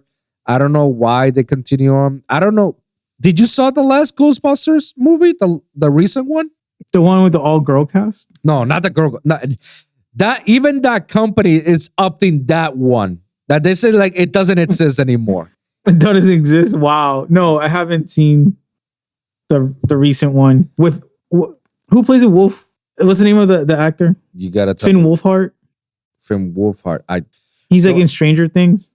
Oh yeah, that kid. Yeah, that's in the recent movie, and he's coming back in this fourth movie as well of Ghostbusters. Okay. Yeah, I haven't seen it. I definitely want to take advantage and see it. Despicable Me 4. I cannot wait to see that one. I know it's a kids movie, but fucking that franchise of the Minions and Despicable, it's hilarious. Kung Fu Panda 4. Okay. Beverly Hills Cop 4. I saw the trailer. I was like, I mean, I guess, sure. I didn't know we asked for this. And then returning franchises, I guess you can consider them as part of sequels. We're having a new Aliens movie, Romulus. That one for sure. Twister sequel, which is now considered called Twisters. Interesting name. That's how much they thought they put up with that, you know. Mad Max. What? I was like, they thought they ate with that name. Whoever thought about it, the main guy was like, genius. Let's just put it up. Is that an S at the end? An S at the end. Genius. Even though they spent like 4 months of trying to figure out a name of it. Hollywood, huh? Mad Max again. Mad Max. I didn't know we were having a Mad Max movie. It's with Anne. Forgot her name. With what? But she's it's the one with the chick, right? I guess I didn't even know they were making a Mad Max movie. Oh, you didn't? I think Chris Hemsworth is in it, but he's not the protagonist. Oh, interesting.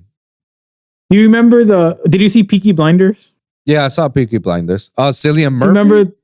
No, it's the wife of Thomas Shelby? Not Thomas. The brothers? One of the brothers' wife? Not one of the brothers. It's like the long lost son of the Shelby family? Yeah. Oh, okay. Of the lady. The lady. Yeah. And then at the end he moves to America. Yeah. It's his wife, I think, is the main protagonist. Yeah. All right, I guess. It's the voice of Peach. Got it. The voice of Peach from Mario movie. Yeah.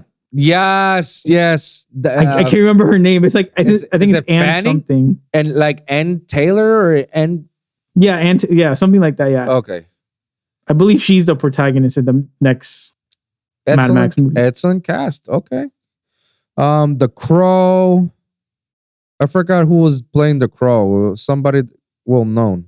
John Wick. We're having a John Wick this year? No. I'm surprised. Yeah, I'm surprised too. Transformers too? Didn't we just have one last year? I think 2 years ago. Yeah. Did you see Did you see that one or no? The Transformers movie? Yeah, I saw it. Yeah. Dude, that ending was. I still like the ending when it's like. When it's like G.I. Joe. Bro, that's an ending. That's a good way to start another crossover franchise. That's pretty good. The Hasbro cinematic universe. You're gonna see the Monopoly Man coming in, bro.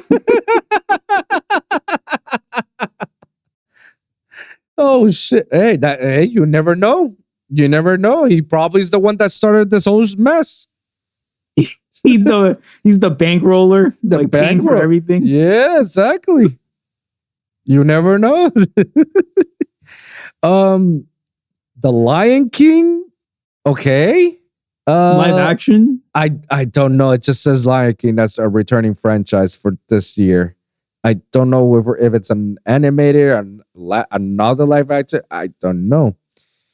Lord of the Rings and Planet of the Apes. I knew Planet of the Apes. I didn't know Lord of the Rings. Very interesting, I guess. Any final thoughts with this? Like what's coming up? No? No.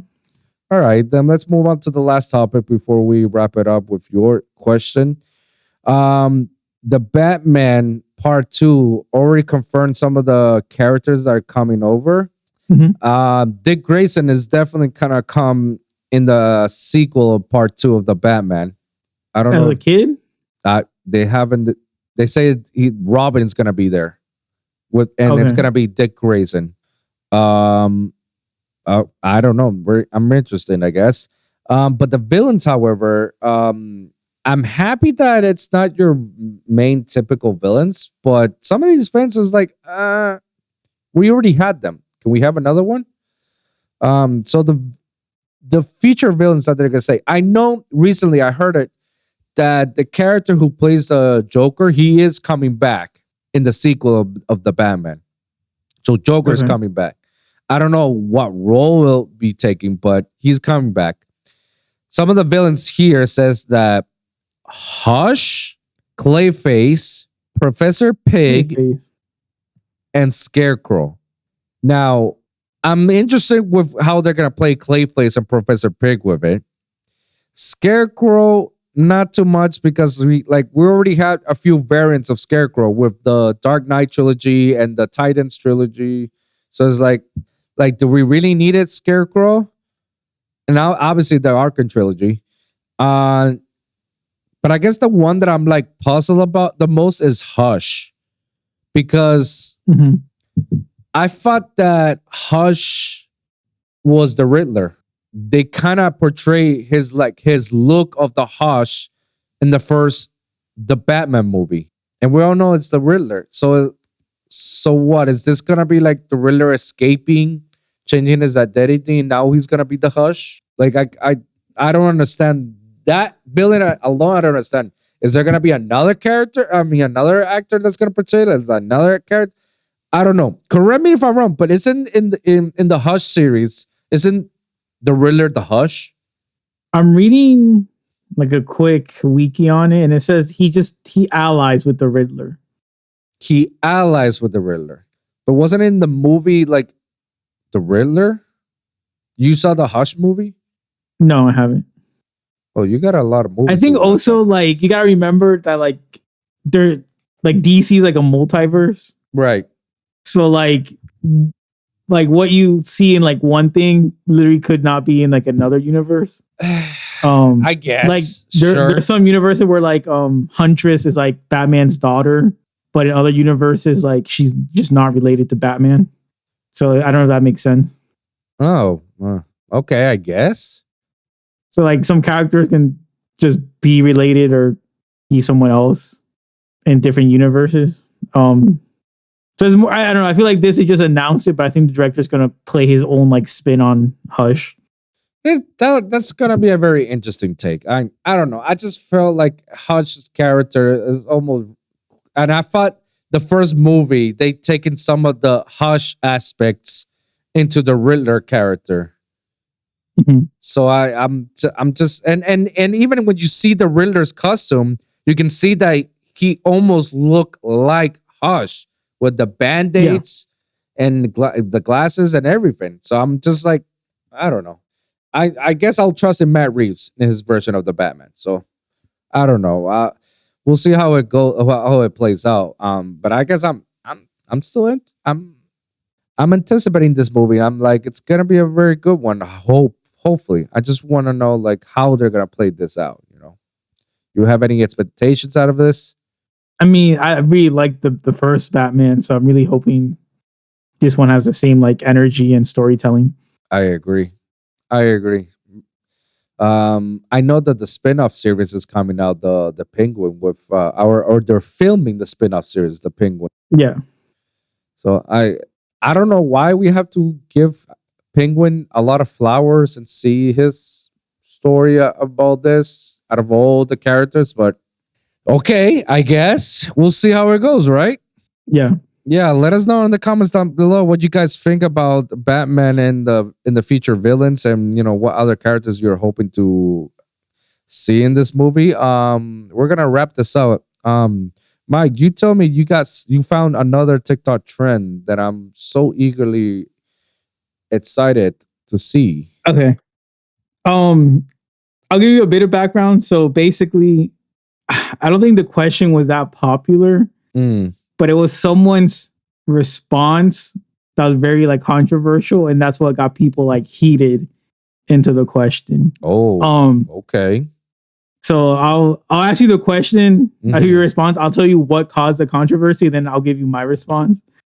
The question is like, if you had to like fight to live, or or money or whatever, which like anime protagonist do you think you can beat in a fight? I have to fight this main protagonist so I can live. Yeah.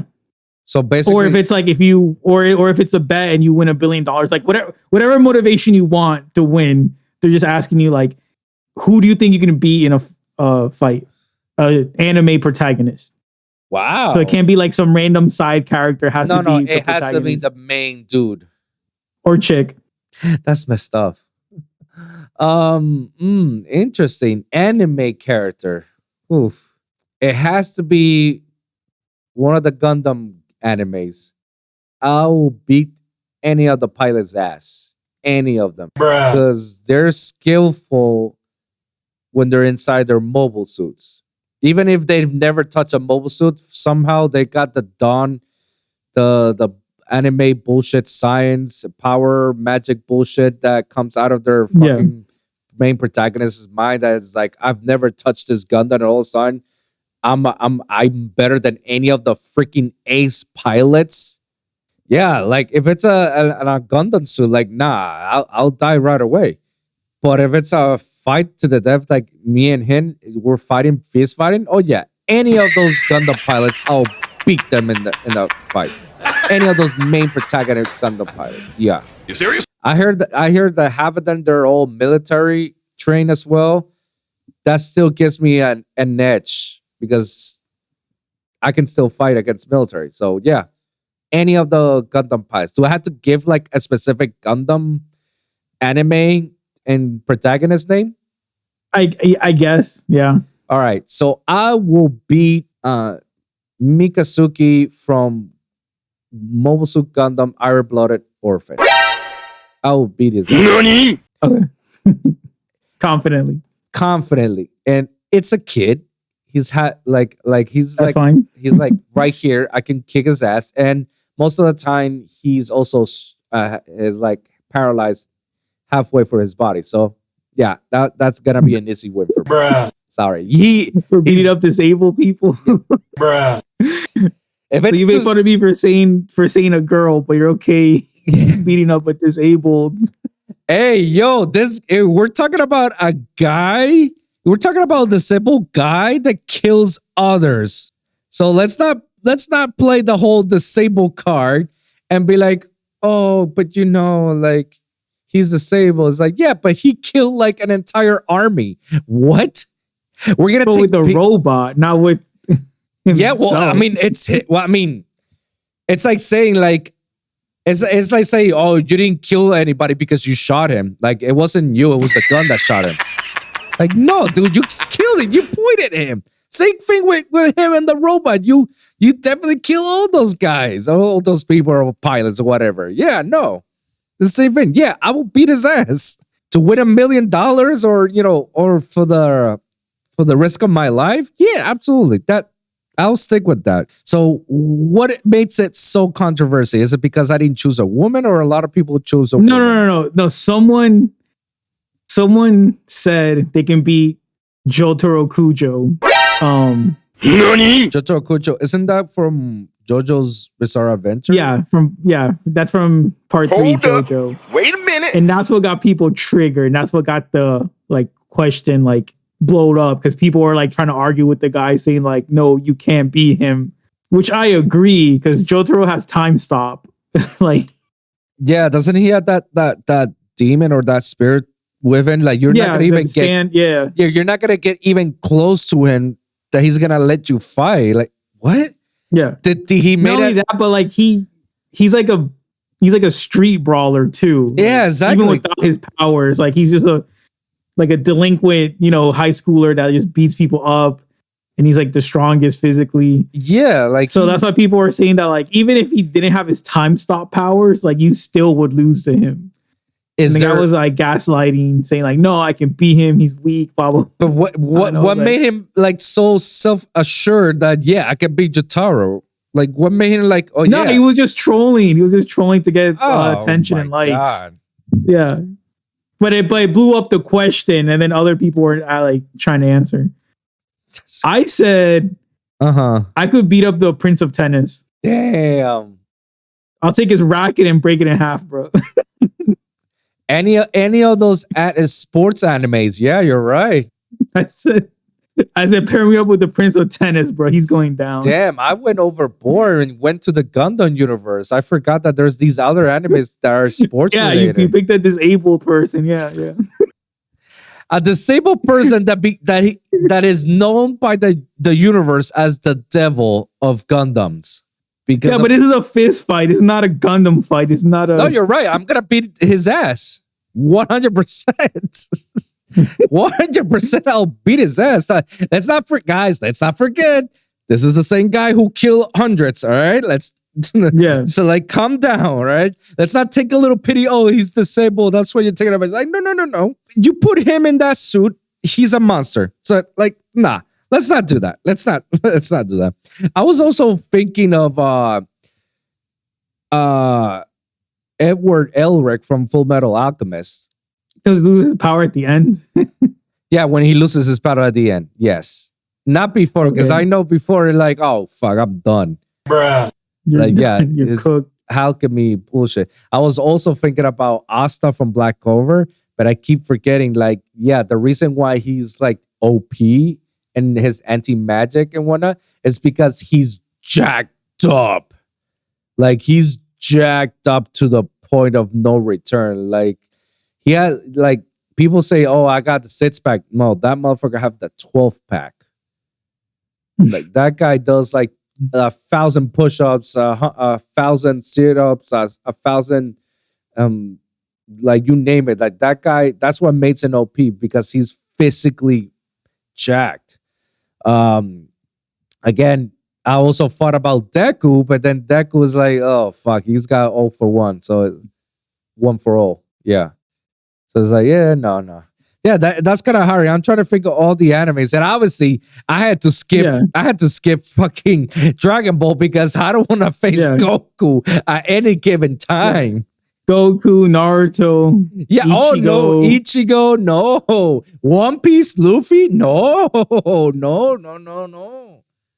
Oh, dude, we forgot. Oh my god, how is it this obvious and you and me forgot?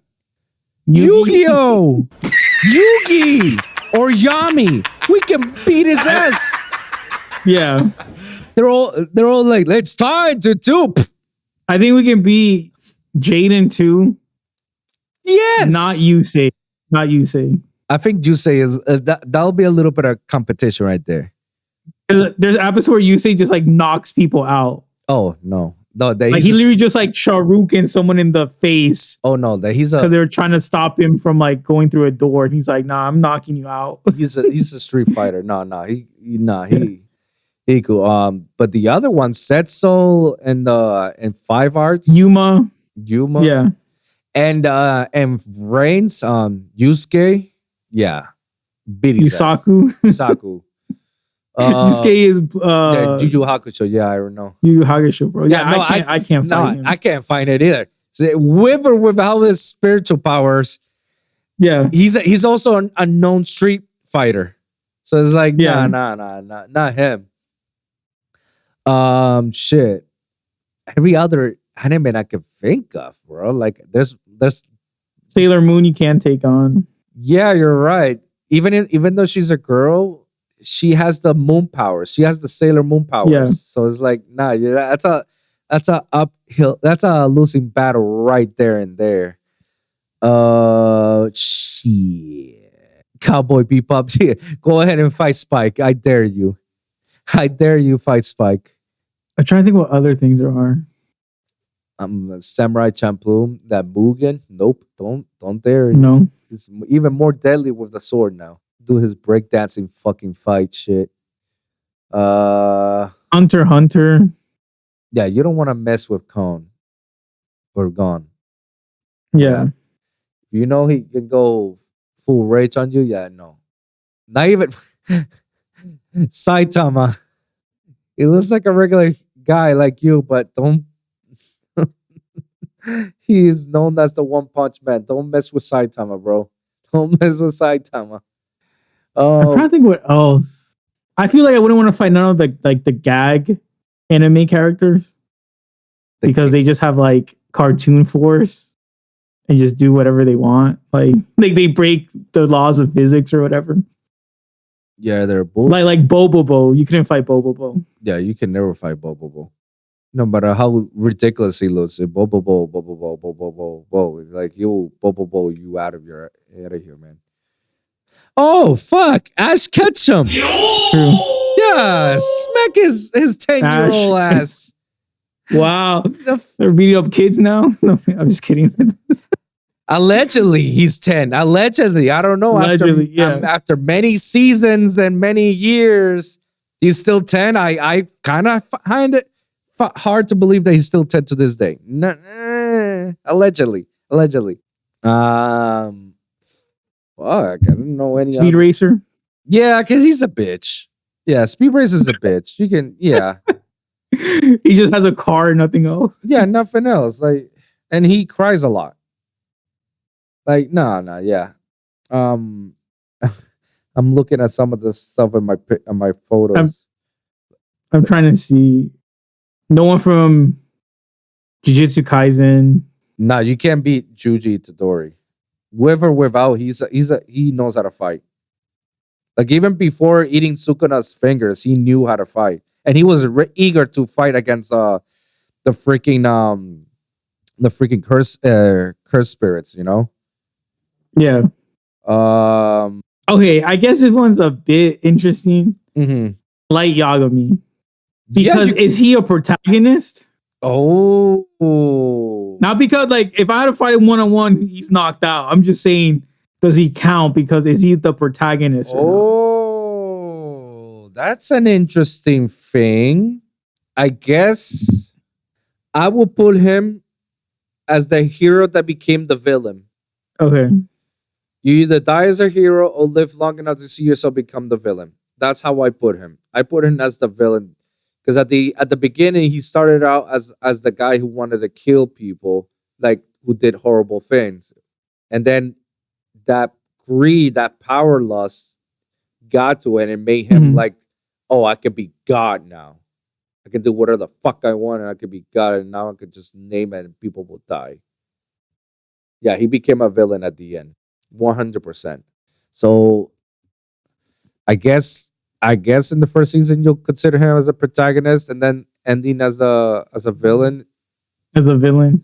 Yeah, because like what do you consider Eren Jaeger in Attack on Titans? Do you consider him as the protagonist or the antagonist? I guess that's a hard thing. Yeah. Because you can argue with Death Note that like the protagonist is not a character, but like just the concept of justice is the protagonist. Like, does justice prevail? And the antagonist is like Yagami the whole time. Right. Because like the second he kills someone, he broke the law. So it's like, doesn't matter what his intentions were. It's just the story's driven through him, but that doesn't necessarily make him like the good guy. So I guess it just depends how you view the story. I'll say I'll beat up anyone from an isekai. That is so specific. Anybody? Literally? Yeah, anybody? because they just get transported. They're just like a nerd in their original universe. They're gonna get transported to like the Shield hero. Like, right. He's only strong in his like the video game or whatever he's inside, but he's not like anything in real life, you know? Okay, so I guess I'm not fighting him. So I guess like anyone of the Dot Hack series or the Sword Art Online, you can yeah. Unless like one of them was like I was like a boxer, militant, whoever, like before I got transported, right? Whatever. But I just like most of the time the trope is like they're just like geeky or nerdy, and then they become popular in the new universe. That's the typical trope of isekai. So that's why I'm just like, I think I can take any of those people on in their real life, not in their isekai persona. Yeah. All right. Sounds fair. Yeah, don't. But I like your answer. You chose a disabled person. I like that. You're like, I'm gonna win this regardless, bro. It's either the disabled person or Ash catching the forever 10-year-old kid. Like it's either one or the other. Regardless, I'm beating one of them for that $1 million or for me to live. I need to live. I want to live. So yeah, I'm beating that on one-on-one combat for sure. One or the other. I like your answer. Hey yo, what the fuck? I just said one of the sports people, and the one that came top of my head was Prince of Tennis. I mean, that's much more easier because all they do is tennis. They don't know fight. So you just break the bracket and, like, done. Assuming the bracket's even allowed. Oh. I would say no. If you're gonna on a one-on-one fight with somebody, no items allowed. No. Just your natural abilities. Okay. Yeah. Otherwise, because items allowed, you could consider a Pokeball an item. So, all he has to do is go Charizard on my ass. So it's like, I'm done. So he's gonna Team Rocket you. Yeah. Or Wolf blasting off again. Or fucking Mikazuki with his Gundam. Gundam is an item. I can use it. Yeah. Like, oh shit. I got two. Yeah. Fist fight, I'll give it to you. Fist fight. But yeah, but that was the trend going on. Please continue to let me know more trends on the next episode, bro. I can't believe it. Some of the wildest shit that we come up with. Yeah, guys, let us know in the comments down below what anime main protagonist you are willing to fight on a one-on-one when the stakes are high in your case. Let us know in the comments down below. We're wrapping this out. It's supposed to be a small episode and ended up being a longer episode. So always. It always does. Mike, thank you very much for coming over to the show. Thank you as always. Before we leave, plug yourself out, bro. Yeah. Follow me on YouTube and TikTok, Mike Phoenix Hero. I make deck profiles and unboxings. Follow me. Let me know if you guys want me to create a deck profile or a combo video or whatever. I'll try to, do it. And thanks for having me. Absolutely. Thank you for coming over to the show as always, man. And thank you guys for tuning in. And remember, like and subscribe for your weekly episodes here at A Wolf in Geek's Clothing or at youtube.com/AWGC podcast. When you check all our latest episodes, you can check the audio version in SoundCloud, Spotify, iHeartRadio, and Apple Podcasts at Wolves and Music, the Lone Wolf Podcast, or A Wolf in Kids Clothing. You can easily find them out, and you will see all the latest episodes. Comment down below. Let me hear your thoughts. Share your experiences. If you guys got a specific topic that you want us to cover, please let us know in the comments down below. We're going to do our best to talk about it in the next episode. So, guys, thank you guys for tuning in. We'll see you guys in the next one, all right? Peace.